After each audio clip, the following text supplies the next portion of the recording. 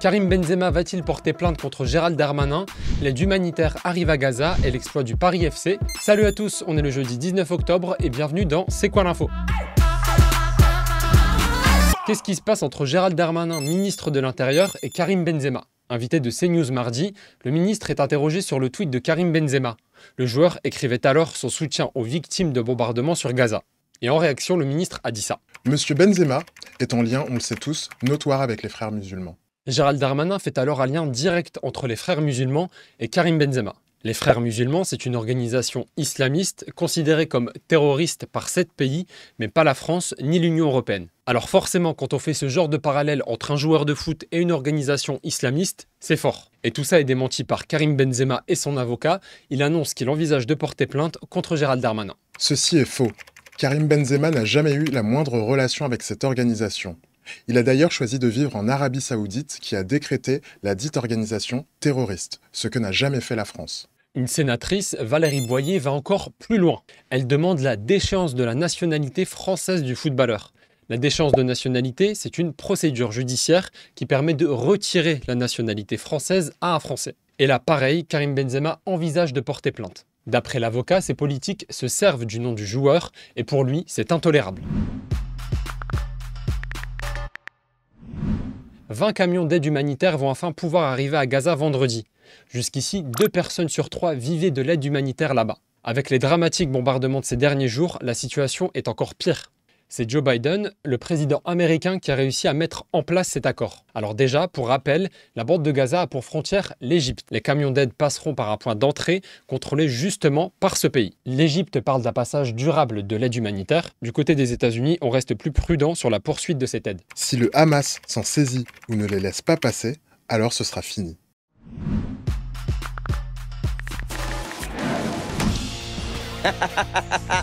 Bon allez, on se met au boulot.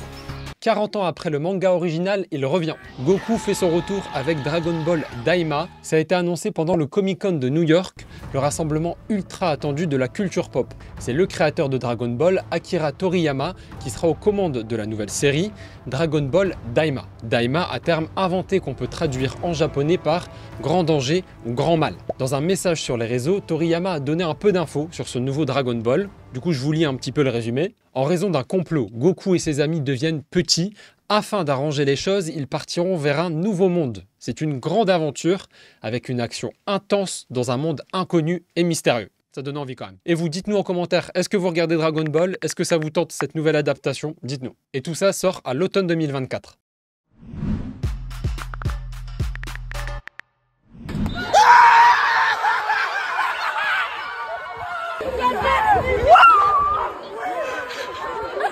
Un exploit, des images qui font plaisir. Les joueuses du Paris FC ont gagné 2-0 contre les Allemandes de Wolfsburg en Ligue des Champions féminines. Je dis exploit parce qu'elles ont battu là les doubles championnes d'Europe et finalistes de la dernière édition.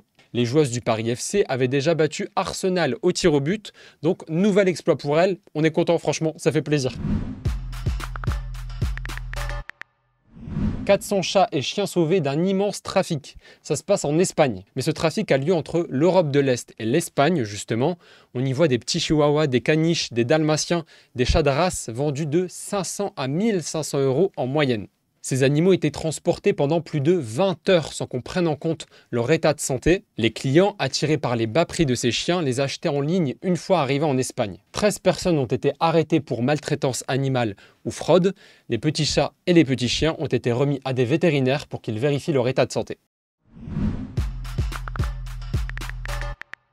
J'ai une grande nouvelle pour vous, le logo de Pronote a changé. Il est passé de ça à ça. Bon, c'est pas le changement du siècle non plus, on va pas se mentir. Le papillon de Pronote a été un peu pimpé et ça a fait réagir sur les réseaux. Et franchement, sur TikTok, on va pas se mentir, ça nous a bien fait rire. Du coup, on voulait vous montrer quelques petites images. Tu crois que j'ai laissé passer ça? Aujourd'hui, tribunal. J'ai mis les barres sur les i et les culs sur les cuvettes. Je vais tout éclaircir ce soir.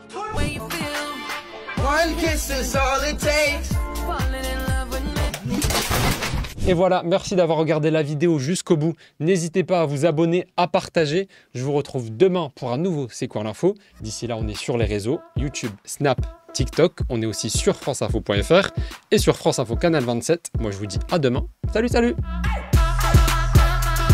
Là, j'ai le générique.